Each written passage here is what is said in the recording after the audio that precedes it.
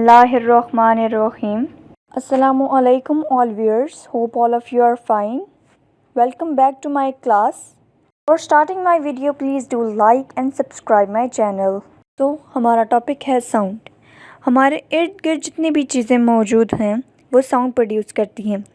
For example, जब भी आपकी टीचर को क्लासरूम में कोई बात कहनी होती है तो वो अपना डस्टर टेबल पर हिट करती हैं, जिसकी वजह से साउंड प्रोड्यूस होती है ताकि वो स्टूडेंट्स की अटेंशन गेन कर सकें। साउंड का बेसिक पर्पस क्या होता है?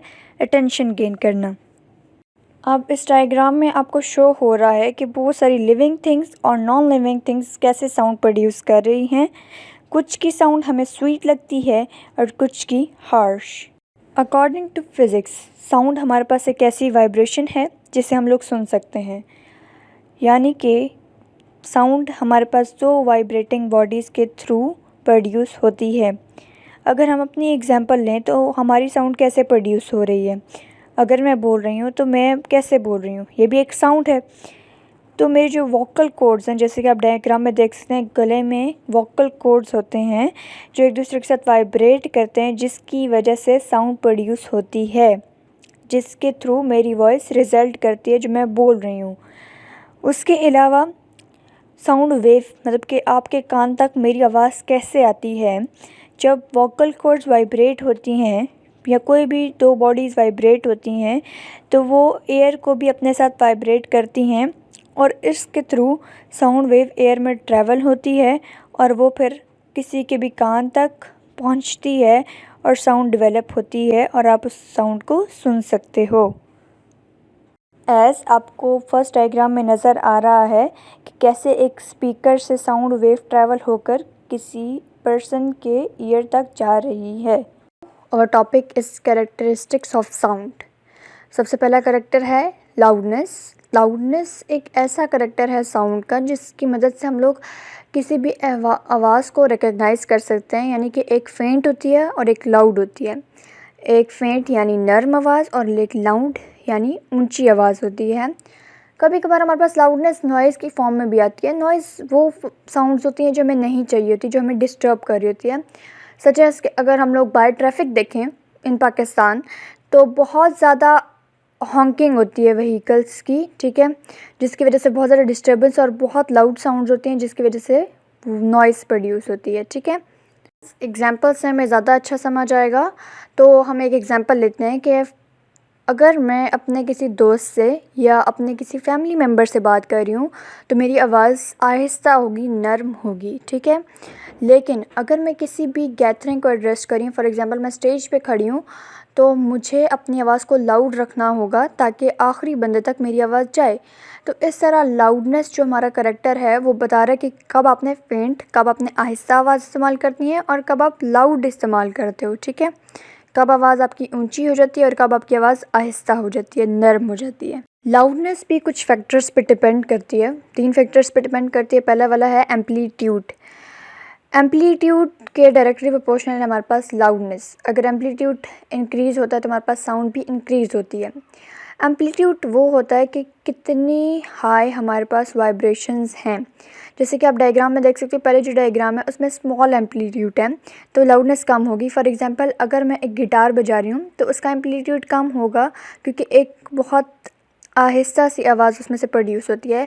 लेकिन अगर मैं एक ड्रम को ज़ोर ज़ोर से पीटना शुरू कर दूँ तो उसमें से एम्पलीट्यूड हाई होगा, ठीक है, उसकी वाइब्रेशंस बहुत बड़ी बड़ी बनेंगी तो साउंड हमारे पास लाउड होगी। फैक्टर है एरिया। एरिया डायरेक्टली प्रोपोर्शनल है हमारे पास लाउडनेस के।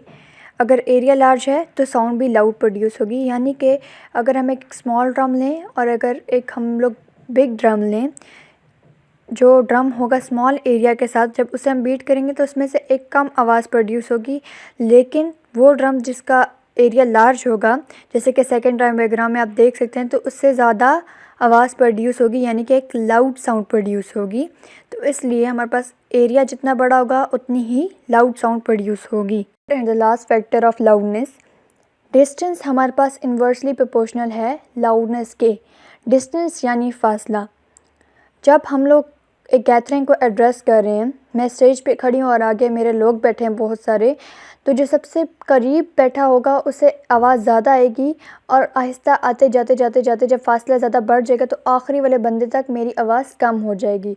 यानी कि फ़र्स्ट पर्सन जिसका डिस्टेंस कम है मुझसे, वो आवाज़ को लाउड सुन पाएगा, लेकिन आखिर तक जो बंदा जाएगा जिसका डिस्टेंस ज़्यादा है मुझसे, वो मेरी आवाज़ को कम सुन पाएगा, लेस लाउड सुन पाएगा।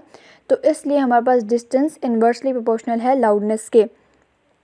लेकिन इसमें ये एक पॉइंट ये भी है कि अगर किसी बंदे का सेंसिटिव ईयर है, यानी कि उसका कान ख़राब है, तो उसको कम आवाज़ आएगी then a man with perfect ear, जिसका कान बिल्कुल सही है, उससे कम आवाज़ आएगी, बेशक मेरी आवाज़ लाउड है या नहीं है। कुछ भी हमारे पास कैरेक्टरिस्टिक है साउंड का, और ये एक ऐसा कैरेक्टरिस्टिक है जिसकी वजह से हम दो डिफरेंट टाइप ऑफ साउंड्स में डिफ्रेंशिएट आसानी से कर सकते हैं। एक है श्रिल यानी कि हल्की आवाज़ जो अमूमन औरतों और बच्चों की होती है, और एक होती है ग्रेव साउंड जो अमूमन मर्दों की होती है। पिच की जब फ्रीक्वेंसी लो होती है तो तब ग्रेव साउंड प्रोड्यूस होती है, और यूजुअली हमारे पास ग्रेव साउंड मर्दों की होती है। इनकी फ्रीक्वेंसी हमारे पास होती है नंबर ऑफ़ वाइब्रेशंस। तो औरतें जब बात करती हैं, जैसे आप सेकंड डायग्राम में से देख सकते हैं, हायर पिच, जब मैं बात कर रही हूँ या कोई लेडी बात कर रही हैं तो वो तेज़ी से बात करेंगी, तो उनकी नंबर ऑफ़ वेव्स यानी फ्रीक्वेंसी ज़्यादा होगी, वो तेज़ी से बात करती हैं। लेकिन जब एक मर्द बात कर रहा है तो उसकी फ्रीक्वेंसीज़ यानी नंबर ऑफ़ वेव्स कम होंगी, पिच कम होगी।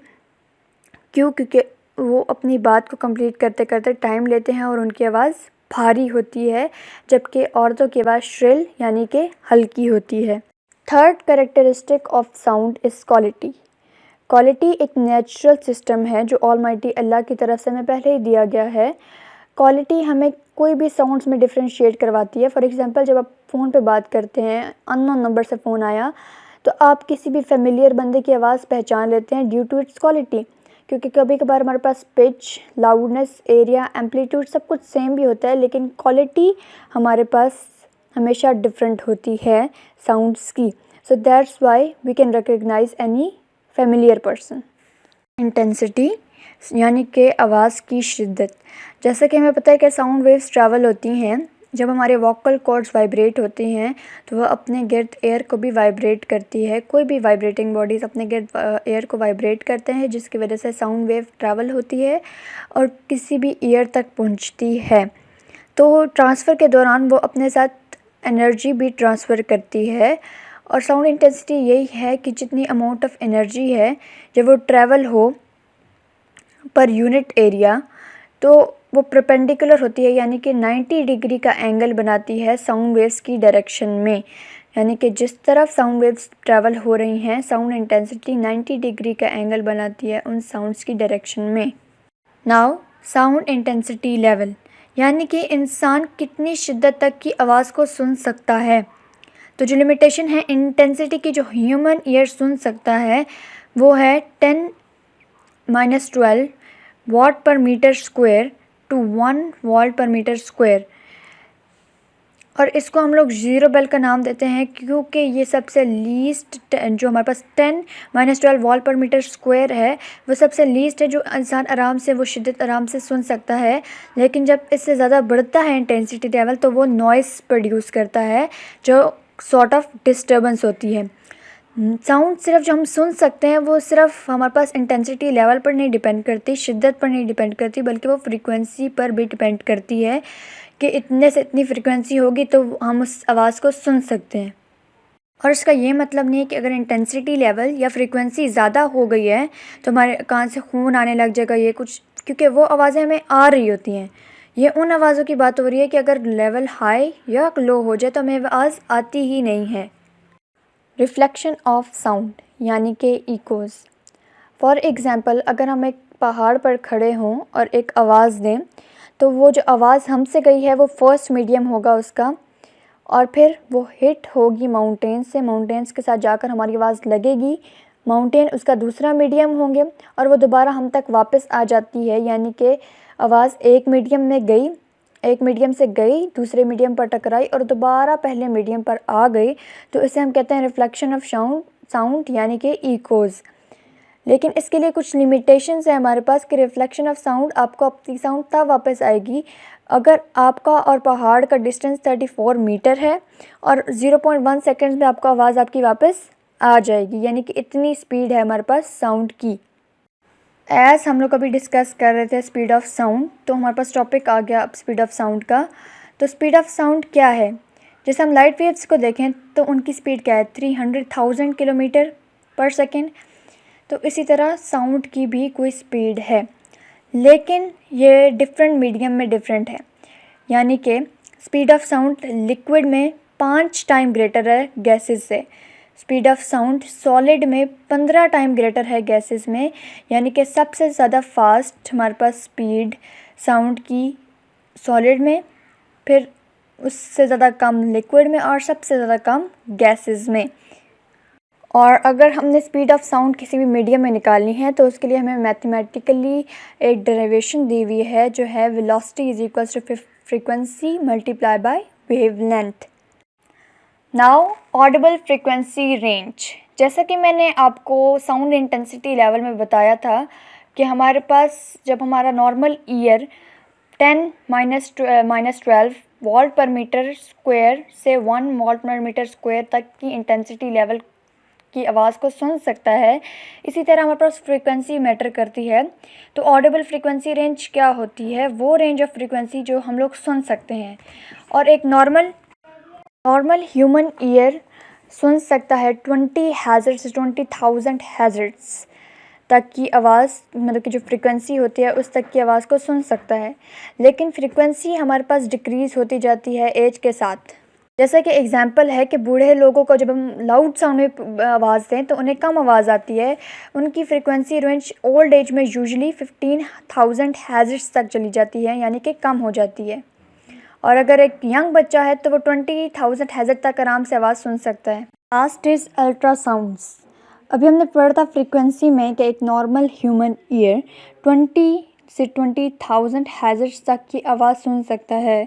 तो इससे जो हायर फ्रीक्वेंसीज़ हैं, यानी कि 20,000 हैज़र्ट्स से जो ज़्यादा की फ्रीक्वेंसीज़ हैं, वो किस तरह हमारे पास यूज़फुल हैं, यानी कि उन्हें हमने अल्ट्रासाउंड का नाम दे दिया है, जो हमें ऑडिबल नहीं है लेकिन वो फिर भी हमारे काम आ रही हैं। वो फ्रीक्वेंसीज़ जो नॉर्मल ह्यूमन ईयर को ऑडिबल नहीं है, यानी कि वो 20,000 हैज़र्ट्स से हाई हैं, तो वो हमें यूज़फुल कैसे हो रही हैं?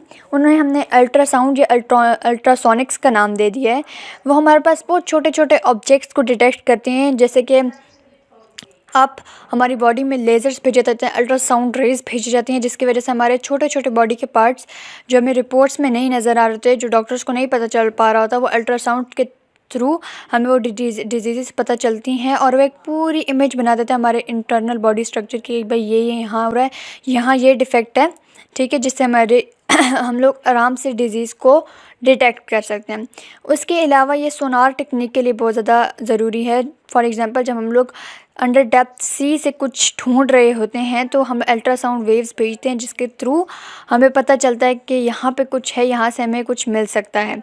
उसके अलावा जो आखिरी पॉइंट है, ये जर्म और बैक्टीरिया जैसी चीज़ों के ख़ात्मे के लिए भी इस्तेमाल होता है। ओके, अल्लाह हाफ़िज़ स्टूडेंट्स। होप आपको सब कुछ समझ आ गया होगा, आपके कॉन्सेप्ट्स क्लियर हो गए होंगे। लेकिन अगर कोई भी टॉपिक आपको समझना है और still there are any queries तो आप मुझे कमेंट सेक्शन में बता दें।